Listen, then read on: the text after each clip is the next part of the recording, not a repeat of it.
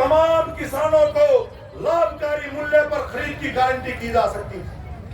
लेकिन जब किसान एमएसपी मांगे है तो कहे नाश हो जाएगा देश का, कितने लाओगे, महंगाई बढ़ जाएगी, और सारा किसान को और मजदूर को सामने करते हैं। उदाहरण है केरल का। केरल की सरकार, वामपंथियों की सरकार आज देश में सबसे ज्यादा धान बिका मारा। 850 रुपए केरल की सरकार केरल के किसानों को धान के ऊपर ज्यादा मोल दे रही है। 3050 रुपए प्रति क्विंटल केरल की सरकार दे रही है। उसके साथ केरल की सरकार है जिसने सब्जियों के ऊपर भी पहली सरकार देश की, जो किसान मांग कर रहे हैं, गलत नहीं मांग कर रहे, संभव है, किया जा सकता है, केरल की सरकार ने किया है। तमाम सब्जियों का न्यूनतम समर्थन मूल्य पे खरीद की गारंटी केरल की सरकार ने दी। जहां किसानों को यह फायदा दिया है, वहीं आम नागरिकों के लिए पहले नंबर पर है केरल। महीने रोज है, एक दो दिन नहीं, पहले आओ पहले पाओ नहीं, रोज सरकारी दुकान खुले है। और ये 5 किलो दाने जिसके ऊपर मोदी आज शान धरा है, वो घर भी है, हाथ काले करे, देश की जनता ने कमाए हैं, तो मरण का भी कब तक भूखा मरते बच जाए, यूं तो अधिकार बनता है होगा। लेकिन केरल में सिर्फ 5 किलो दाने नहीं, ये तो सही इससे न्यारी 14 चीज हर नागरिक को, कार्ड का रंग तरह की चाहे हो, गुलाबी हो, पीला हो, काला हो, जो भी हो, पर तू देश का नागरिक है। उन सबको 14 चीज आम जरूरत की, रोजमर्रा की, केरल की सरकार सब्सिडी पर कंट्रोल रेट के ऊपर केरल की तमाम जनता को देती है। इसमें 3 दाल, मसाले, घी है, तेल है, तमाम चीजें उसके अंदर मिलती है। केरल की सरकार कर सका है तो इस देश में क्यों नहीं हो सकता? यह खाद्य सुरक्षा का कानून यह मजबूत क्यों नहीं हो सकता?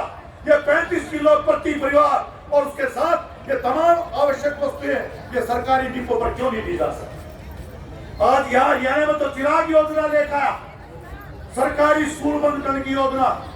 सरकारी स्कूल में पढ़ाओगे तो तुमने फीस देनी पड़ेगी अपने बालक की, कट लिया है।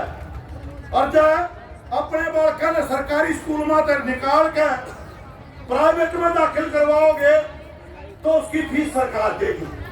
यह चिराग योजना है। इसका मतलब क्या है?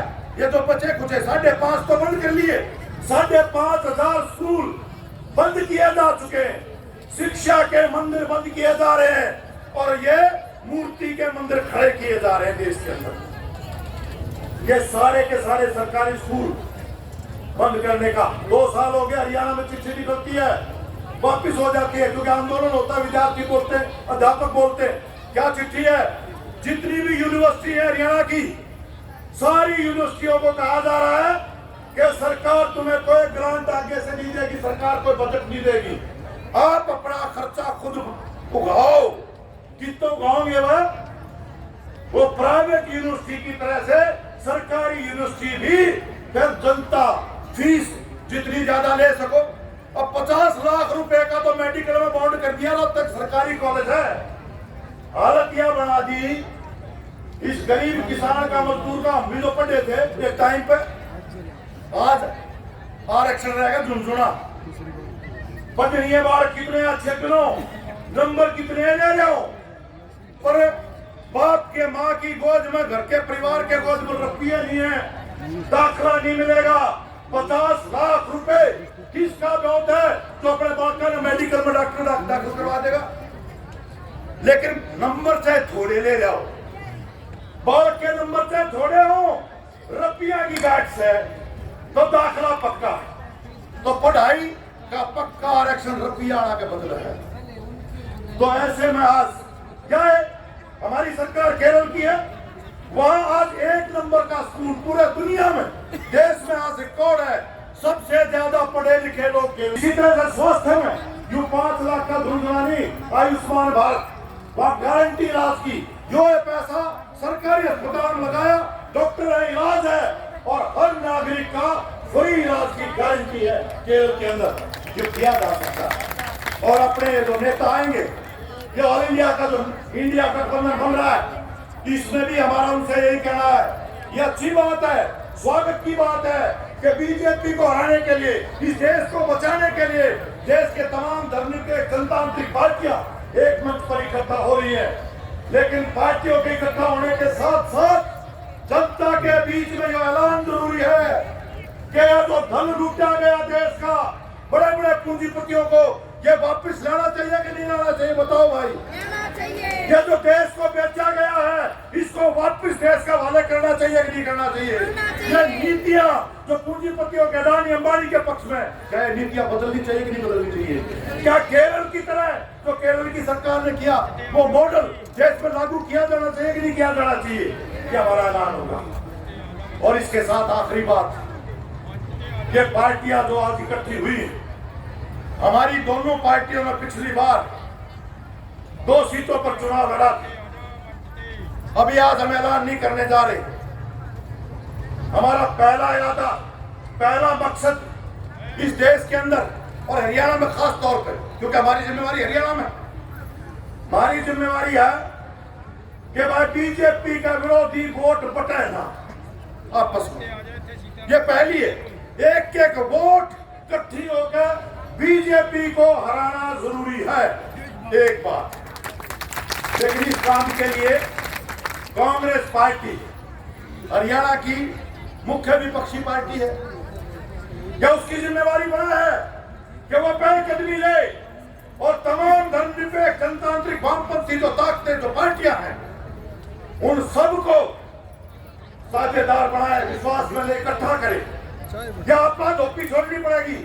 चुनाव 5 महीने विधानसभा के भी होने हैं। उनकी जिम्मेवारी है अपनी अपनी सोच के बजाय सभी पार्टियां जो आज भाजपा विरोधी हैं, उनको एक मंच पर लाने की पहलकदमी कांग्रेस पार्टी की जिम्मेदारी बनती।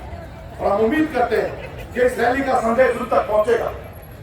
और साथ में ये बात कहते हुए कि हम यहां से जाने के बाद हमारी पार्टियां दोनों जो भी जिस तरह का रुख आएगा, उसके बाद आप तय करेंगे हरियाणा में आपने चुनाव के समय पर क्या किस रूप में भूमिका अदा करनी है। लेकिन एक बात पक्की है, चैन की सांस लेंगे नहीं जब तक इस हरियाणा से और इस देश से, हालांकि हरियाणा के लोग जाग चुके, पिछली बार बहुत लोग कहते हैं हम ठग लिए गए, धोखा हुआ, पुलवामा में हमारे शहीदों की, उनकी लाश के ऊपर उनकी भावनाओं को भड़का करके हमें लूट लिया गया।